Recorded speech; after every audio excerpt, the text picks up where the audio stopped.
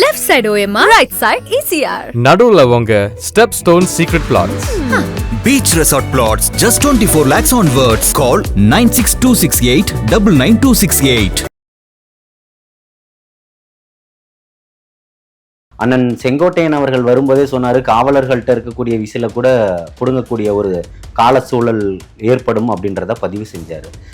வீட்டில் விசில் பால் காய்க்கும் போதும் குக்கரில் அரிசி இருக்கும் போதும் விசில் அடிக்குமே, அதை என்ன பண்ண போகிறாங்க? அறிவு திருவிழா நடத்தினவர்களுடைய அறிவை பார்த்து வியந்து நிற்கிறது தமிழக மக்கள். விருதுநகரில் ஒரு இளைஞரணி அந்த நிர்வாகிகள் மாநாடு நடந்துச்சு.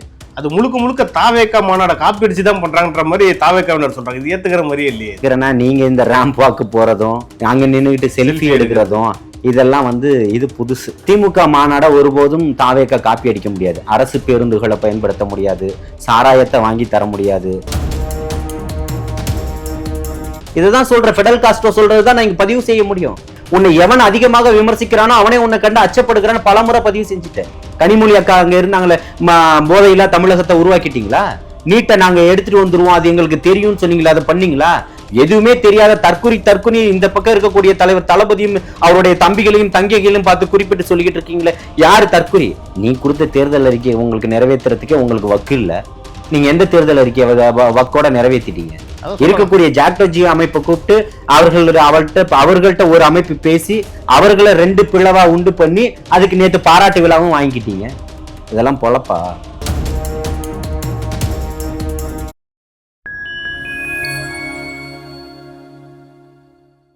ஃபைன் டைம் நேயர்களுக்கு வணக்கம். இன்று நம்மோடு இணைந்திருப்பவர் தாவேக்காவின் ஆதரவாளர் திரு ஜல்லிக்கட்டு ஜலீல் அவர்கள். வணக்கம். வாழ்த்துக்கள். ஆனால் சென்னையில் இந்த 2020 வேர்ல்டு கப் நடந்துகிட்டு இருக்குண்ணே. அங்கே பார்த்தீங்கன்னா ஸ்டேடியத்துக்குள்ள விசில் அலோவ் பண்ணலையாம் போலீஸ் அப்படின்ற மாதிரி சில பேர் குற்றச்சாட்டுலாம் வச்சுட்டு இருக்காங்க. ஆனால் போலீஸ் தரப்புலேருந்து என்ன சொல்கிறாங்கன்னா, அப்படிலாம் நாங்கள் எதுவும் பண்ணலை, அது பொய் பரப்புரை பண்ணுறாங்க அப்படின்ற மாதிரி அவங்க சொல்கிறாங்க. உங்களுடைய கருத்து? அதாவது அது உண்மையா பொய்யான்றத ஊடகங்கள் தான் சொல்லணும். ஏன்னா அந்த அந்த அந்த தகவலை பதிவு செய்யக்கூடியது ஊடகங்கள் தான். அப்போ இது யாருக்கு அதிக பொறுப்பு இருக்குது? ஊடகத்துக்கு தான் அதிகப்படியான பொறுப்புகள் இருக்கு. அண்ணன் செங்கோட்டையன் அவர்கள் வரும்போதே சொன்னார், காவலர்கள்ட்ட இருக்கக்கூடிய விசில கூட பிடுங்கக்கூடிய ஒரு கால சூழல் ஏற்படும் அப்படின்றத பதிவு செஞ்சார். வீட்டில் விசில் பால் காய்க்கும் போதும் குக்கரில் அரிசி இருக்கும் போதும் விசில் அடிக்குமே, அதை என்ன பண்ண போகிறாங்க? அறிவு திருவிழா நடத்தினவர்களுடைய அறிவை பார்த்து வியந்து நிற்கிறது தமிழக மக்கள்ன்றது தான் பார்க்க முடியக்கூடியதாக. ஒரு விளையாட்டை ஊக்கப்படுத்துவதற்காக விசில் என்ன இப்போ திடீர்னு கண்டுபிடிச்ச சின்னமா? அப்போ அதான் சொல்றேன், இவர்களுடைய அறிவு திருவிழா நடத்தினவர்களுடைய அறிவை பார்த்து வியக்கக்கூடிய விஷயமா தான் இருக்குது. வேற என்னவா இருக்கும்னு நினைக்கிறீங்க? இந்த விசில் சத்தத்தை பார்த்து ஆளுங்கட்சிக்கு பயம் வந்துருச்சுன்ற மாதிரி தாவேக்காவினர் சொல்றாங்களே. அது நான் இன்னைக்கு இல்லை, உங்கள்கிட்ட ஆரம்பத்தில் நம்ம சின்னம் அறிவிக்கப்பட்ட மறுநாள் நம்ம கொடுத்த பேட்டியிலுமே அதுதானே சொல்லியிருக்கிறோம். இதை பார்த்து நிச்சயமாக இந்த கூட்டம் பயப்படும்னு தானே சொன்னோம். இந்த சத்தம் அவர்களுக்கு ஏற்றுக்கொள்ளப்படாத ஒரு சத்தமாக தான் இருக்குன்றதை தான் நம்ம பதிவு பண்ணியிருக்கிறோமே. இன்னைக்கு ஒட்டுமொத்த தூங்கிக்கிட்டு இருக்கக்கூடிய ஒட்டுமொத்த தமிழகத்தையும் தட்டி எழுப்பக்கூடிய சத்தமாக இருக்குன்னு தானே சொல்லிட்டு இருக்கிறோம். அதாவது இந்த நாட்டையும் வளத்தையும் கொள்ளையடிக்கக்கூடிய திருடர்களுக்கு இந்த சத்தம் அவர்களுக்கு அச்சத்தை ஏற்படுத்தும் தானே பதிவு செஞ்சிருக்கிறோம். அப்போ இந்த சத்தம் மக்களுக்கான ஒரு சத்தமாக இருக்கு. அதை பார்த்து அவர்கள் அச்சப்பட தான் செய்வார். இதெல்லாம் ஒரு பக்கம் இருக்கிறப்ப விருதுநகரில் ஒரு இளைஞரணி அந்த நிர்வாகிகள் மாநாடு நடந்துச்சு. அது முழுக்க முழுக்க தாவேக்கா மாநாடை காப்பி அடிச்சு தான் பண்றாங்கன்ற மாதிரி தாவேக்காவினர் சொல்றாங்க. இது ஏத்துக்கிற மாதிரியே இல்லையே. இது அவங்களும் பண்றாங்க மாநாடு தானே. அது இல்லை, நான் என்ன கேட்குறேன்னா, நீங்க இந்த ரேம்ப் வாக்கு போறதும் அங்க நின்றுகிட்டு செல்ஃபி எடுக்கிறதும் இதெல்லாம் இது புதுசு, புரியுதுங்களா? ஆனால் திமுக மாநாட ஒருபோதும் தாவேக்கா காப்பி அடிக்க முடியாது. அரசு பேருந்துகளை பயன்படுத்த முடியாது, சாராயத்தை வாங்கி தர முடியாது. அதாவது பின்னாடி பக்கம் ஏணி போட்டு எல்லாரும் வரிசையாக எகிரி விழுந்து போக முடியாது. எல்லாருக்கும் பைப்பையா சாப்பாடும் சாராயத்தையும் காசையும் கொடுக்க முடியாது, புரியுதுங்களா? அந்த டிஷர்ட் போட்டுக்கிட்டு இருக்கிறவங்க அங்கே இருக்கக்கூடிய டாஸ்மாக் கடைகளை முற்றுகையிட்டு டாஸ்மாக் சரக்கு தீர்ந்து போச்சுன்ற அளவுக்கு சரக்கை வாங்கக்கூடிய அளவுக்கு கூட்டத்தை தமிழக வெற்றி கழகம் தமிழ்நாட்டில் இது வரைக்கும் எங்கேயும் நடத்தலை. அதுக்கும் இதுக்கும் ஏணி வச்சாலும் எட்டாது. ஆனால் அவர்கள் கூட்டிகிட்டு வந்த கூட்டம் ஏணியை வச்சு பின்னாடி எல்லாமே போவோம். இது அறிவு கூட்டம். இளைய பெரியாரா, இளம் பெரியார் சொன்ன அறிவு கூட்டம். அந்த அறிவு கூட்டம் அப்படி வலிஞ்சு போறதையும் அங்க இருக்கக்கூடிய கரும்பையும் வாழை மட்டையும் வாழை கொலையும் இளநியும் பறிச்சுக்கிட்டு ஓடுறது எல்லாத்தையுமே நீங்க பார்த்திருப்பீங்க. இந்த கூட்டம் திராவிட மயமாக்கப்பட்ட கூட்டம், அரசியல் மயமாக்கப்பட்ட கூட்டம். பெரியார் சொன்னதையும் பேரறிஞர் அண்ணா அவர்கள் சொன்னதையும் கலைஞர் வார்த்தெடுத்ததையும் அதை பின்தொடர்ந்து வந்த இன்னைக்கு இருக்கக்கூடிய முதல்வர் ஸ்டார்லியும் அவங்களுடைய இளம் பெரியார்னு சொல்லக்கூடிய உதயநிதியும் அறிவு திருவிழா நடத்தி வெற்றி கண்ட இவர்கள் நடத்தக்கூடிய ஒரு கூட்டத்தினுடைய வெளிப்பாடு தான் அந்த கட்டமைப்பு தான் அந்த கூட்டம், நேற்று நடந்த கூட்டம். குடிச்சது, கும்மாளம் அடிச்சது, கூத்தடிச்சது, செவுரி குச்சி ஓடுனது, பள்ளி குழந்தைகளுக்கு பேருந்துகள் விடாம பள்ளி குழந்தைகள் போராட்டம் நடத்தியதையுமே நீங்க பார்த்திருப்பீங்க இல்லையா? ஒரு ஊர்ல ஒரு சின்ன பிள்ளை ஒரு தங்கச்சி போட்டிருக்கா, நடந்து போறதுக்கு பாலம் இல்ல, அது வந்து இந்த சவுக்கு பாலம் மாதிரி இருக்கு, அதுவுமே உடஞ்சிருக்கு, நானே அந்த தண்ணியில விழுந்திருக்கிறேன், எங்களுக்கு ஒரு மூங்கில் பாலமாவது போட்டுத்தாங்கன்னு சொல்லியிருக்கிறாங்க. நான் இந்த மக்களுடைய வாழ்வாதாரத்துக்கு மிகப்பெரிய பாலமா இருப்பேன்னு. ஆனா ஏவா வேலு கட்டின பாலம் தண்ணியோட போயிடும், பல பாலங்கள் அடிச்சுக்கிட்டு போயிடும். புரியுதுங்களா? பல கோடிக்கணக்கான ரூபாய் கேள்விக்குறியாக மாறிடும். ஊழல் ஆட்சியினுடைய சத்தத்தை வந்து வெளிப்படுத்தக்கூடிய இந்த விசில பார்த்து இன்னைக்கு பயப்படக்கூடிய கூட்டம் இந்த மக்களை பார்த்துமே இன்னைக்கு அஞ்சு பயந்துகிட்டு தான் இருக்குது. அதுதான் வெல்லும் பெண்கள் மாநாடுன்ற தலைப்புல நீங்க மாநாடு நடத்தி எந்த பெண்களை வெளில போறீங்க? அங்கிருந்து வட மாநிலத்தில இருந்து வந்தக்கூடிய சகோதரிகளுக்கு அது என்னன்னே தெரியாது. உதயசூரியன்னா என்னன்னு தெரியுமா? பெரியார்னா என்னன்னு தெரியுமா? அண்ணானா என்னன்னு தெரியுமா? முதல்வர் ஸ்டாலின்னா என்னன்னு தெரியுமா? உதயநிதி ஸ்டாலின்னா யாருன்னு தெரியுமா? அந்த மாநாடு எதற்காக நடத்தப்படுதுன்னு தெரியுமா? நீங்க பேசுனதுல ஏதாவது ஒரு புரிதல் அவர்களுக்கு இருக்கா? உங்க மாநாட்டு திடல்லே இந்தி பாட்டை போட்டு அவங்க டான்ஸ் ஆடி ரீல்ஸ் போட்டுக்கிட்டு இருக்கக்கூடிய காட்சிகளை தான் பார்க்க முடியுது. அப்படி அடுக்கடுக்கான குற்றச்சாட்டுகளை உங்கள் மீது வைக்க முடியும். அப்ப அந்த வெல்லும் பெண்கள் மாநாடுல நீங்க என்னத்தை வென்றெடுத்தீங்க? வந்த பெண்கள் யாரு? இந்த கேள்வி எழும்புதா இல்லையா? திருப்பூர்ல ஒரு சகோதரி விஜயலட்சுமின்ற சகோதரி கடந்த ஆட்சி காலத்துல மதுக்கடைக்கு எதிராக போராட்டம் நடத்தும் போது விஜயகுமார்ன்ற ஒரு டிஎஸ்பி ஓங்கி கன்னத்துல அரைஞ்சதுல அவங்க காதுல காயம் ஏற்பட்டதெல்லாம் நம்ம பார்க்கலையா? இன்னைக்கு அந்த மாதிரி பெண்கள்லாம் எங்க இருக்காங்க? நீங்க இப்படி சொல்லிட்டு இருக்கிறப்போ திரு உதயநிதி ஸ்டாலின் என்ன சொல்றாருன்னா, ஒரு கூட்டம் வந்து இருக்கு, அவங்களுக்கு லட்சியம் எதுவுமே கிடையாது, ஒரு வெற்றுக்கூச்சல் தான் போடுவாங்க அப்படின்ற ஒரு குற்றச்சாட்டு. இதுதான் உங்க லட்சியம்னா அது எங்க லட்சியம் இல்லைன்னு தான் நான் தான் சொல்றேனே. குடிப்பதும், கூத்தடிப்பதும், ஆளுங்களை வாடகைக்கு கொண்டு வருவதும், அரசு பேருந்து நீங்க உங்களுடைய திமுக பேருந்து போல பயன்படுத்துவதும் உங்களுடைய லட்சியம்னா அது எங்களுடைய லட்சியம் இல்ல. இதை நீங்க கூட்டமா பாக்குறீங்கன்னா பாருங்க, அதை பத்தி இங்க ஒண்ணு பிரச்சனை இல்ல. மூச்சுக்கு 300 தடவை இந்த கூட்டத்தை பத்தி பேசிக்கிட்டு இருக்கீங்களே, இதுதான் சொல்ற. ஃபெடரல் காஸ்ட்ரோ சொல்றதுதான் நான் இங்க பதிவு செய்ய முடியும். உன்னை எவன் அதிகமாக விமர்சிக்கிறானோ அவனே உன்னை கண்டு அச்சப்படுகிறான்னு பலமுறை பதிவு செஞ்சுட்டேன். அப்ப நீங்க யாருக்கா இந்த சிறு கூட்டத்தை பத்தி நீங்க ஏன் பயப்படணும்? அந்த மாநாட்டுல தெளிவா சொல்றாரு, அடுத்த ஆட்சியும் திமுக தான் அப்படின்றாங்களே, தைரியமா சொல்றாங்க. நீங்க இன்னும் 10 இதுல கூட சொல்லுங்க. சொன்னதுல நீங்க என்ன செஞ்சீங்க? கனிமொழி அக்கா அங்க இருந்தாங்களே, போதையில்லா தமிழகத்தை உருவாக்கிட்டீங்களா? நீட்டை நாங்க எடுத்துட்டு வந்துருவோம், அது எங்களுக்கு தெரியும்னு சொன்னீங்களா? அதை பண்ணீங்களா? எதுவுமே தெரியாத தற்குறி இந்த பக்கம் இருக்கக்கூடிய தலைவர் தளபதியும் அவருடைய தம்பிகளையும் தங்கைகளையும் பார்த்து குறிப்பிட்டு சொல்லிக்கிட்டு இருக்கீங்களே, யாரு தற்குறி? தேர்வுக்கான ரத்த கொண்டு வந்துட முடியும் நீங்க பதிவு செய்யும் போது எது போன கடந்த ஆட்சி காலத்துல எடப்பாடியார் பண்ணும் போது அதை விமர்சனம் செஞ்சு பேசினவர் முன்னாள் அமைச்சர், இப்ப நாடாளுமன்றத்தினுடைய எம்பியா இருக்கக்கூடிய ராசா. அந்த ரகசியத்தை அன்பில் மகேஷும் உடைச்சிட்டாரு. என்னன்னு 2029 வந்து காங்கிரஸ் ஆட்சி அமைச்சா நாங்க வந்து ரத்து பண்ணிடுவோம் அப்படின்னு சொல்லியிருக்காரு. அப்ப ஏன் அதை நாடாளுமன்ற சட்டமன்ற தேர்தலில் சொன்னீங்க? நீங்க சொன்னது எப்போ? 2021 தேர்தலில் சொன்னாங்க. அப்ப நாடாளுமன்ற தேர்தல் நடந்ததா சட்டமன்ற தேர்தல் நடந்ததா?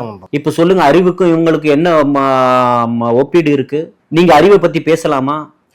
ஒரு குழந்தை வந்து அச்சமில்லைன்னு பாடிட்டு வர குழந்தைய கூப்பிட்டு நிக்க வச்சு நீ என்ன திருக்குறள் சொன்னு கேக்குறீங்களா? உங்களுடைய அறிவு ஓமையை வச்சு எங்க கொண்டு போய் சேர்க்கக்கூடியது? எப்படி ஏற்றுக்கொள்ளக்கூடியது? கோவை செழியன் இன்னைக்கு உயர்கல்வித்துறையினுடைய அமைச்சரா இருக்கிறீங்களே, மெத்தம் படிச்சவரா இருக்கிறீங்களே, நீங்க திருக்குறளை எவ்வளவு அழகா பேசுனீங்கன்றத மக்கள் இன்னைக்கு பார்க்கலையா? அது என்னதுல? பட்டமளிப்பு விழால. இதெல்லாம் உங்க ஆளும் தரப்பையும் உங்களுடைய இயலாமையும் உங்களுடைய அறிவையும், அன்னைக்கு செல்லூர் ராஜ் எப்படி ஆத்துல தர்மாக்கோல் விட்டாரோ, இன்னைக்கு கொசுவலைக்கு எப்படி சாக்கடைக்கு ஒரு கொசுவலை பொத்துறீங்களோ அதுக்கு ஏத்த மாதிரி இல்லையா நீங்க பேசக்கூடியதெல்லாம்? சொல்லும் போது ஒரு விஷயம் ஞாபகம் வருது. செல்லூர் ராஜ் அவர்கள் இப்ப வந்து தொடர்ந்து விஜய் அவர்களை விமர்சிச்சுட்டு வர என்ன சொல்றாருன்னா, தமிழ்நாட்டுக்குள்ள ஒரு முதல்வர் ஆக மாட்டார், வேணா ஒரு கல்லூரிக்கு முதல்வர் ஆகட்டும்ன்ற மாதிரி சொல்லியிருக்காரு. நான் என்ன கேட்கிறேன், ஆத்துல தர்மாக்கோல் விட்ட அளவுக்கு தான் அறிவு உங்களுக்கு இருக்கு என்ன? ஏற்கனவே பிஜேபியோட போய் கூட்டணி வைக்க மாட்டோம். உங்களுடைய கொள்கையில நீங்க சரியா இருக்கீங்களா? உங்களுக்கே கொள்கைன்றாங்களே அவங்க அதிமுக. யாருக்கு? கொள்கையே இல்லையா? கொள்கை இல்லாமல இவ்வளவு கூட்டங்கள் இன்னைக்கு வழிஞ்சு நிறைஞ்சுக்கிட்டு இருக்கு. எங்க நீங்க கூட்டம் நடத்த போறீங்கன்னு உங்களை மாதிரி 2 பேரையும் மாதிரி காசையும் சாராயத்தையும் கொடுத்தா கூட்டிக்கிட்டு இருக்கிறாரு கூட்டத்தை. ஒவ்வொரு கூட்டத்துக்கும் எவ்வளவு இடையூறுகள் ஏற்பட்டுக்கிட்டு இருக்கு. ஏன் அதிமுக அவனுடைய கூட்டத்துக்கு இடையூறுகள் ஏற்படல? பாஜக அவனுடைய அழுத்தமா திமுகவுக்கு? அப்ப இன்னைக்கு பாசிசத்தினுடைய மறைமுக அடிமையா தானே திமுக செயல்பட்டுக்கிட்டு இருக்கு. 2 பேரையும் எதிர்க்கக்கூடிய பிரதான மகனா நிக்கிறாரு இந்த தமிழ்நாட்டினுடைய தலையெழுத்தை மாத்தக்கூடிய ஒருத்தரை. அதை மக்கள் இன்னைக்கு நம்புறாங்க. அதனாலதான் உங்க 2 பேருக்கு மிகப்பெரிய ஒரு அச்சம் ஏற்பட்டிருக்கு. முன்னாள் அமைச்சர் கடம்பூர் ராஜு என்ன சொல்றாருன்னா, திரு விஜய் அவர்களுடைய படத்துக்குலாம் நாங்க உதவணும், இப்ப அவர் வந்து நன்றியை மறந்துட்டாரு அப்படின்ற ஒரு குற்றச்சாட்டு. என்ன நீங்க வந்து வானத்துல ஹெலிகாப்டர் பறக்கும் போது கீழே மண்டிட்டு கிடந்த மாதிரி அவர் கடக்கணும்னு நினைக்கிறீங்களா? வீரமுள்ள தமிழ் மகனால் தான் நினைப்பானா? எது துணிஞ்சு எந்திரிச்சு நிக்கிற மோடி எங்க டேடின்னு சொன்னவர்களுக்கு மத்தியில மோடியை ஆளக்கூடியவர்கள் பாசிசத்தையும் ஊழலையும் எதிர்த்து நிக்கக்கூடிய ஒருத்தரா நிக்கும் போது நன்றியோட நீங்க அவர் பின்னாடி போய் நின்றுக்கணுமே. நன்றி கட்டத்தனமா எடப்பாடி போயிட்டு திருப்பியும் பிஜேபியோட கூட்டணி வைக்கும் போது சாகும் வரைக்கும் அதிமுக என்ற ஒரு கட்சி இருக்கும் வரைக்கும் இனிமே ஒருபோதும் பிஜேபியோட கூட்டணி இல்லைன்னு 99 அந்த அம்மா மெரினா சீரணி அரங்கத்துல அறிவிச்சாங்கல்ல, அப்ப அதைப்படிதானே நிக்கணும். உங்களுடைய அம்மையாருடைய வாக்குக்கு எதிராக இன்னைக்கு எடப்பாடி செயல்பட்டுக்கிட்டு இருக்கிறாரு. நீங்க எடப்பாடியை கண்டிச்சு ஒரு அறிக்கையாவது கொடுத்திருப்பீங்களா? சகோதரத்தினுடைய அடிப்படையில் அறிவுரையாவது சொல்லியிருப்பீங்களா? திருப்பியும் வெளியில திண்டுக்கல் மாநாட்டுல மன்னிப்பு கேட்டீங்களா மக்கள் முன்னாடி எடப்பாடியார்? திரும்பவும் பிஜேபி கிட்ட மறைமுகமா போய் இன்னைக்கு மறைமுகமா இல்ல நேரடியாக இன்னைக்கு சரணாகதி அடைஞ்சு அவர்கள் காலை நக்கி பிழைக்கக்கூடிய அளவுக்கு இன்னைக்கு போயிருக்கீங்களே. இதுக்கு கடம்பூர் ராஜும் செல்லூர் ராஜு என்ன சொல்லுவாங்க? அதாவது இப்ப நீங்க அரசியலையும் வரலாற்றுகளையும் யாரும் மாத்திர முடியாது. நீங்கள் செஞ்ச தவறுகளும் பிழைகளும் இருக்குது. நீங்கள் உப்பை தின்னுருக்கீங்கன்னா நிச்சயமா தண்ணி குடிக்க தான் செய்யணும். புரியுதுங்களா? தமிழக மக்கள் உங்களுக்கு தக்க பாடம் புகட்டுவாங்கன்னு சொல்றேன். அதான் செங்கோட்டையன் அவர்கள் எல்லாம் சொல்றாருன்னா, திரு விஜய் அவர்கள் இப்ப பேச ஆரம்பிச்சிட்டா எதிர்கட்சி எல்லாம் காலி ஆயிரும் அப்படின்னு சொல்றாரு. அதெல்லாம் ஏத்துக்கலாமா? விஜய் அவர்கள் பேசவே மாட்டான்ற மாதிரி தான் பல பேர் சொல்லி. அதுக்கேதான் காலி ஆயிட்டீங்களே, அதுக்கேதான் காலி ஆயிட்டீங்களேன்ற. இப்போ அவர் பேசாம இருக்கிறதுக்கும் அவர் மத்த நிகழ்வுகள்ல பேசக்கூடியதுக்கும் தான் அவர் சார்னு சொன்னா உங்களுக்கு பொங்கி எழுந்துடுறீங்க, அங்கிள்னு சொன்னா பொங்கி எழுந்துடுறீங்க. என்னதான் பேசணும்ன்றீங்க? சைன் லாங்குவேஜ்லேயே பேசிட்டு போயிடணும்னு நினைக்கிறீங்களா? இன்னொரு விஷயமும் சொல்ற 42% இருக்குன்றாரு தாவேக்காக்கு. இன்னும் எலெக்ஷனே வரல, டெஸ்டே பண்ணல, அதுக்குள்ள இவ்வளவு ஓவர் கான்பிடன்ஸ்ல பேசுறாரா? நீங்க ஏன் பயப்படுறீங்க? இல்லாமலே இருக்கட்டும். 5% இருக்கா, 10% இருக்கா? நான் என்ன கேட்கிறேன், அன்டெஸ்டட்னு இவ்வளவு நாளா சொல்லிக்கிட்டு இருக்கீங்க.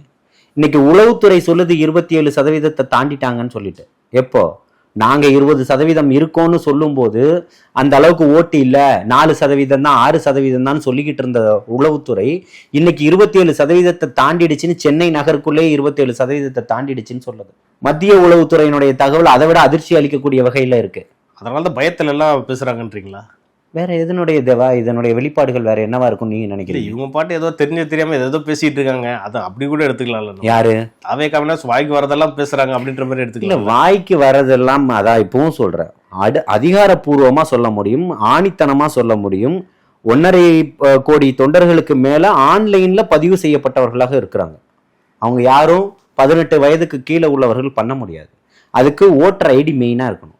அப்போ ஆதார் கார்டு இருக்கணும். ஓட்டர் ஐடி யாருக்கு இருக்கும்? அப்போ அந்த ஓட்டர் ஐடி கொடுத்ததை தமிழக அரசு இல்லைன்னு சொல்லுதா? தேர்தல் ஆணையம் மறுக்குதா?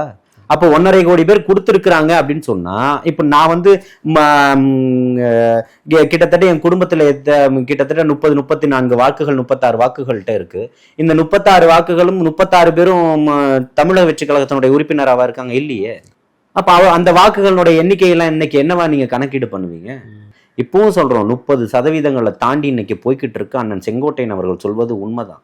மக்களுடைய மனநிலை இன்னைக்கு குறிப்பிட்ட அளவுக்கு எல்லாமே மாறிடுச்சு. உங்களுடைய கோமாளித்தனத்தையும் இன்னைக்கு மக்கள் பார்த்துக்கிட்டு இருக்கிறாங்க. நீங்க அரசு நிதியிலிருந்து எப்படி தவறா கையாண்டுகிட்டு இருக்கிறீங்க அப்படின்ற பொருளாதாரத்தை இன்னைக்கு எல்லாமே பார்த்துக்கிட்டு இருக்கீங்க. நீங்க நாளொரு மேனியும் பொழுதொரு வண்ணமா நீங்க செய்யக்கூடிய செயல்கள் மக்களை எரிச்சல் தான் ஊட்டிக்கிட்டு இருக்கு. இன்னைக்கு இதுல காரல் மார்க்ஸினுடைய சிலையை திறந்துட்டா நீங்க கம்யூனிசவாதி ஆயிட்டீங்கன்னு அர்த்தமா? அதுக்கு முன்னாடி போராட்ட காலத்துல இருந்தவர்களை அடிச்சு இழுத்துக்கிட்டு போனீங்களே, அதே காரல் மார்க்ஸ் எழுதி கொடுத்தாரா? இல்ல, இப்ப புதிய முதலீடுலாம் வந்திருக்கு. 35,000 கோடிக்கு முதலீடு கொண்டு வந்திருக்காங்க. நாளைக்கு காலையில சாதனை தானே, தமிழ்நாடு அரசு செஞ்ச சாதனை தானே. ஆமா, என்னைக்கு வந்துச்சு? இப்ப ரீசெண்டா 35,000 கோடிக்கு 4.5 வருஷத்துல எத்தனை லட்சம் கோடி? 10 லட்சம் கோடி வந்திருக்கு. 10 லட்சம் கோடி வந்திருக்கு. அப்ப ஏன் இன்னும் பிச்சை எடுக்க வச்சுட்டு இருக்கீங்க மக்களை? எத்தனை லட்சம் இளைஞர்களுக்கு வேலை வாய்ப்பு கொடுத்துட்டீங்க? அதான் லட்சக்கணக்கில் கொடுத்துருக்கிறதா சொல்றாங்கல்ல. நான் என்ன சொல்றேன், வெள்ளை அறிக்கை கொடுங்க, வெள்ளை அறிக்கை கொடுங்க. இன்னும் இலவச அரிசி போட்டுக்கிட்டு இருக்கோம் இந்த அரசாங்கன்றத மறந்துடாதீங்க. இன்னும் இலவச அரிசி கொடுத்துக்கிட்டு தானே இருக்கிறீங்க. பொருளாதாரத்தின் உச்சத்துல இருந்தா நீங்க ஏன் கொடுக்கணும்? மக்களுடைய வாழ்வாதாரம் உயர்ந்திருக்கணுமா இல்லையா? உயர்ந்திருக்கணுமா இல்லையா? திராவிட மாடல் 2.0 வரும், இன்னும் சிறப்பா இருக்கும்ன்றாங்களே. இருக்கிறதுக்கே கோமணத்தை வரைக்கும் உருவிட்டீங்க. அடுத்தது எதை உருவ போறீங்க? அவன் ஆண்டியாலா நின்றுகிட்டு இருக்கிறான். உங்களுடைய எம்எல்ஏ பழனி ஆண்டி இருக்கிறதையும் உருவிக்கிட்டு இருக்கிறாரு.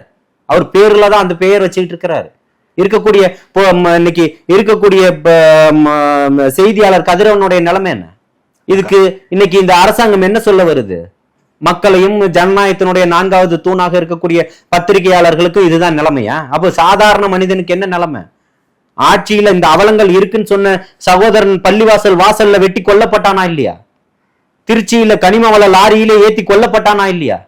அப்ப இன்னைக்கு ஒரு பத்திரிகையாளனுக்கு இப்பேற்பட்ட நிலை வந்தும் யார் அடி வாங்கினானோ அவனுக்கே வேங்கை வயல்ல என்ன பிரச்சனை நடந்ததோ, யாரு மலத்தை கலந்த தண்ணியை குடிச்சானோ அவனே குற்றவாளின்னு நீங்க சொன்னது எப்படி எங்களுக்கு மிகப்பெரிய அதிர்ச்சியும் வேதனையும் ஏற்படுத்திச்சுன்னு அண்ணன் திரும்ப அவர்கள் சொன்னாரோ அதே நான் இங்க பதிவு செய்ய கடமைப்பட்டிருக்கிறேன்.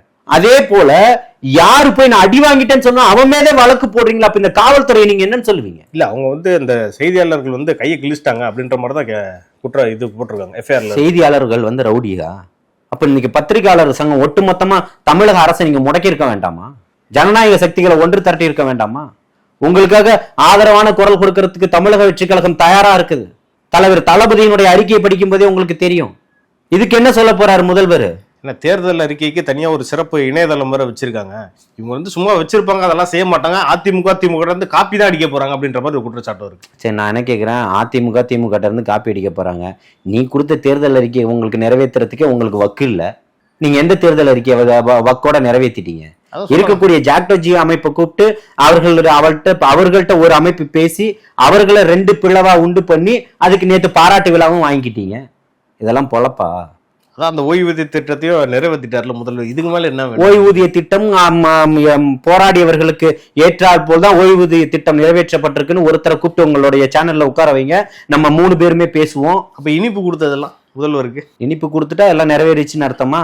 இஸ்லாமிய சமூகத்துக்கு இன்னைக்கு 7% தேவை. 3.5% 2006 மிகப்பெரிய அதுக்கு பல ஆண்டுகளா போராட்டம் செஞ்சு உள்ஒதுக்கீடு தான் வாங்க முடிஞ்சது. இப்ப தருவேன்னு சொல்லிட்டா அறிவிச்சிடலாமா? இப்ப வரக்கூடிய தேர்தல் அறிக்கைகளை சிறைவாசிகளை விடுதலை செய்வோன்னு வாங்க, எல்லாம் ஸ்வீட் கொடுத்து கொண்டாடிடலாமா? 25 வருஷமா இப்படிதானே ஐயா ஏமாத்திக்கிட்டு இருக்கிறீங்க. இன்னுமா இந்த சமூகத்தையும் சமுதாயத்தையும் ஏமாத்த போறீங்க? எந்த சமூகமும் தயாராக இல்லை. குறிப்பா இஸ்லாமிய சமூகம், சிறுபான்மை சமூகம் தயாராக இல்லை. இந்த மக்களுக்கு நீங்க என்ன சொல்லி திருப்பியும் ஏமாத்த போறீங்க? நீங்க விருப்ப மனு கொடுத்த அந்த காட்சிகளையும் பார்த்தேன். ஆர்பர் தொகுதிக்கு விருப்ப மனு கொடுத்துருக்கீங்க. எப்படி ரெஸ்பான்ஸ் எல்லாம் எப்படி இருந்துச்சு? அந்த இடத்துல எப்படி இருந்துச்சு குறிப்பா அந்த விருப்ப மனு கொடுக்கும் போது?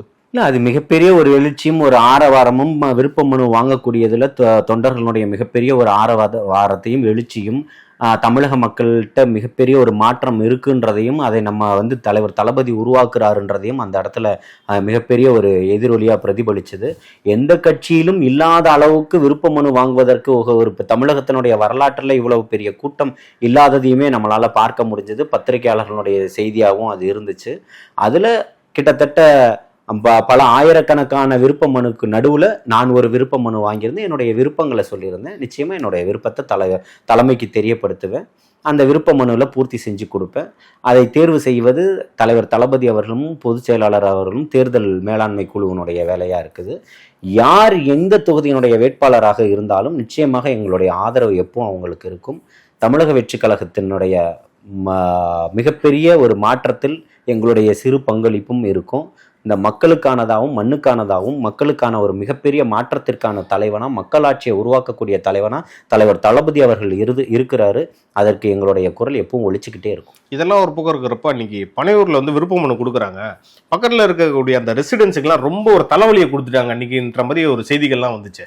இல்லை, அதாவது அதுக்கு முந்தின நாள் மாலையே அண்ணன் பொதுச் செயலாளர் அவர்கள் அந்த அசோசியேஷனை சந்தித்து பேசியிருக்கிறார். அவருடைய ரெப்ரசன்டேட்டிவ்ல அவருடைய கூட இருக்கக்கூடிய ஒரு நபரை அனுப்பி ஒரு 2 பேரை அனுப்பி அங்கே போய் பேசியிருக்கிறாங்க. இந்த மாதிரி நாளைக்கு இங்கே விருப்ப மனுக்கள் கொடுக்கப்பட இருக்குது, அதனால ஆட்கள் வரும்ன்றத கண்ணியமான முறையில் அவர்களை சந்தித்து எல்லாமே சொல்லியிருக்கிறாங்க. அப்போ கூட்டம் வரக்கூடியவர்கள் ரோட்டில் உட்காந்து சாப்பிட்றாங்கன்னா இடம் இல்லாமல் சாப்பிட்றாங்க. அந்த குப்பையை கொண்டுக்கிட்டு அவங்க எங்கேயும் போக முடியாது, சாலை ஓரத்தில் தான் போடுவாங்க. அது தமிழக வெற்றி கழகத்தினுடைய அலுவலகத்தில் சார்ந்தும் அங்கே இருக்கக்கூடிய தூய்மை பணியாளர்கள் மூலமாகவும் அவங்க இருக்கக்கூடிய எல்லாத்தையுமே க்ளீன் செஞ்சுக்கிட்டு தான் இருக்கிறாங்க. அன்ற ஒரு நாள் இடையூறுகள் ஏற்பட்டிருக்கலாம், நம்ம இல்லைன்றதை எதுவும் சொல்கிறதுக்கு இல்லை. அந்த ஒரு நாளுக்காக ஒட்டுமொத்த வாழ்வாதாரமும் ஸ்தம்பிச்சு போச்சுன்றதை ஏற்றுக்கொள்ள முடியாதா? சில பத்திரிகையாளர்களோ சில அரசியல் தலைவர்களோ என்ன சொல்கிறாங்கன்னா, இதுவே தாவேக்காக இந்த நிர்வாகமே தெரியல, இவங்களாம் நாளைக்கு ஆட்சிக்கு என்ன பண்ண போகிறாங்க அப்படின்ற கேள்வி வந்திருக்கு. நான் ஒரு காணொலி தரேன். இப்போது 4 நாளைக்கு முன்னாடின்னு ஆம்புலன்ஸு கத்திக்கிட்டு இருக்கு. ஆனால் முதல்வர் போவதற்காக 20 நிமிஷத்துக்கு மேலே அந்த பாதையை மறித்து எல்லா டிராஃபிக்லையும் ஒரு பெண் வீடியோ போட்டிருக்கிறாங்க, ஒரு சகோதரி. அந்த வீடியோ பார்க்குறீங்களா?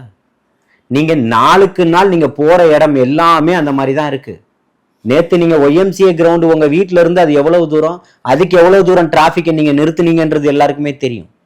சும்மா வாய்க்கு வந்ததெல்லாம் பேசிட்டு போகக்கூடாது. புரியுதுங்களா? உங்களை மாதிரி அப்படியே அணிவகுத்து நின்றுக்கிட்டு இருக்கக்கூடிய சாலைகளை மறிச்சுக்கிட்டு இருக்கக்கூடிய சாலைகளை எல்லாம் குண்டும் குழியுமா ஆக்கி போட்டுட்டு வண்டிகள் போகக்கூட முடியாத அளவுக்கு விபத்துகளை ஏற்படுத்திக்கிட்டு இல்லை தமிழக வெற்றி கழகம். என்ன மாற்றம் வேணும்னு நினைக்கிறாங்க. இன்னைக்கு ஒரு நாள் நடந்துச்சு, மறுநாள் இப்போ இன்னைக்கு போய் பாருங்க அங்கே யார் இருக்க போறாங்க. இதுக்கப்புறம் எல்லாமே ஆன்லைன் ஆக்கிட்டாங்கல்ல. இல்லை, உங்களுடைய கோரிக்கைகளையும் எடுத்துக்கிட்டாங்க, உங்களையும் கண்ணியப்படுத்த தான் செய்யறாங்க. அதுக்கு முந்தின நாள் உங்கள்கிட்ட வந்து உங்களுடைய நிர்வாகத்தை மதிச்சு அந்த அசோசியேஷனை மதிச்சு அவர்கள் வந்து பதிவு செய்யறார்களா இல்லையா, அதை தான் அங்க பார்க்கணும்.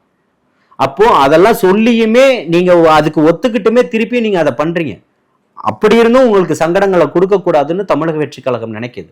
அப்போ உடனே அண்ணன் பொதுச் செயலாளர் அவர்கள் ஆலோசிச்சு உடனே ஒரு அறிக்கையை வெளியிட்டாங்க. இணையதளத்தில் நீங்கள் பதிவிறக்கம் செஞ்சுக்கலாம் அப்படின்றதுக்கு. யாரையும் இங்கே நோகடிக்கணுன்ற எந்த ஒரு எண்ணங்களும் இல்லை. எல்லோருடைய கருத்துக்களையுமே ஊர்ந்து கவனிச்சுக்கிட்டு தான் இருக்கிறாங்க. கூர்ந்து அவங்க இப்போ இருக்கக்கூடிய அத்தனை விஷயங்களுக்குமே செவி சாய்க்கக்கூடியவர்களாக தான் இருக்கிறாங்க. அதுக்காக தான் அந்த செய்திகள் வந்துகிட்டு இருக்கக்கூடிய 1 மணி நேரத்திலேயே அடுத்த மறுப்பு செய்தியுமே வந்தது. அதே மாதிரி ஒரு சீட்டுக்கு வந்து தாவேகா தரப்புல இருந்து 1 கோடி ரூபா கேட்கறதா சில செய்திகள்லாம் வந்திருக்கு. அது உண்மைதான். கொடுத்துட்டாங்களாமா 1 கோடி? அதாவது நீங்கள் வந்து இப்போ ஒரே ஒரு விஷயத்த புரிஞ்சுக்கணும். சீட்டு வேணும்னு நினைக்கிறவங்க, காசு வேணும்னு நினைக்கிறவங்க எவ்வளோ கேட்டாலும் கொடுக்க போகிறாங்க. புரியுதுங்களா? தமிழக வெற்றி கழகத்தினுடைய நோக்கம் அதுவல்ல. நான் என்ன கேட்குறேன், 1 கோடி, நான் 1 கோடி தர சீட்டு வாங்கி தர சொல்லுங்க பார்ப்போம். சும்மா வாய்க்கு வந்ததெல்லாம் பேசக்கூடாது. புரியுதுங்களா? அவங்க தகுதியானவர்களுக்கும் உழைத்தவர்களுக்கும் யாருக்கெல்லாம் இருக்குதோ அவங்களுக்கெல்லாம் முக்கியத்துவம் கொடுக்கப்படுதோ, அந்த பகுதியில் யார் அதிகப்படியாக அங்கே வேலை செஞ்சுருக்கிறாங்க, அறியப்பட்ட முகமாக இருக்கிறாங்க, அவருக்கு கொடுத்தா ஜெயிப்பாங்கன்ற அளவுக்கு இருக்கக்கூடியவர்களையும் தலைவர் தளபதி அவர்கள் தமிழக வெற்றி கழகத்தினுடைய தொண்டனா நிறுத்துறாரு, வேட்பாளராக அறிமுகம் செய்ய போறாரு. அதுக்கு நடுவில் 1 கோடி ரூபாய் கொடுத்து வாங்கினவங்களை காட்டுங்க, இல்லை பேரம் பேசியதை சொல்லுங்க. சும்மா எல்லாரும் பேசுறாங்கன்றதுக்காக பேசிட்டு போயிடக்கூடாது. புரியுதுங்களா? சமீபத்தில் நான் ஒருத்தரை சந்திச்சேன். அப்போ சந்திக்கும் போது இன்னைக்கு இப்போ எலெக்ஷன்னா இவ்வளோ செலவு பண்ணணும் அப்படின்னு சொல்ல போனார். இத்தனையும் அவர் திமுக கூட இல்லை, கூட்டணியில் நின்னவர் தான். அவர் என்கிட்ட கடந்த 4-5 ஆண்டுகளுக்கு முன்னாடி நடந்த சட்டமன்ற தேர்தலில் சொல்றாரு, நான் 8 கோடிக்கு மேலே செலவு பண்ணியிருக்கிறேன். புரியுதுங்களா? அண்ணன் திருமா அவர்கள் சொல்லியிருக்கிறார், அதாவது நிற்பதற்காக செலவு செஞ்சா கூட ஒரு அர்த்தம் இருக்குன்னு சொல்லலாம். சீட்டுக்காக நோட்டு வாங்கக்கூடிய கட்சி அல்ல தமிழக வெற்றி கழகம்னு சொல்றேன். உங்க நேரத்துக்கும் கருத்துக்கும் நன்றி. வாழ்த்துக்கள்.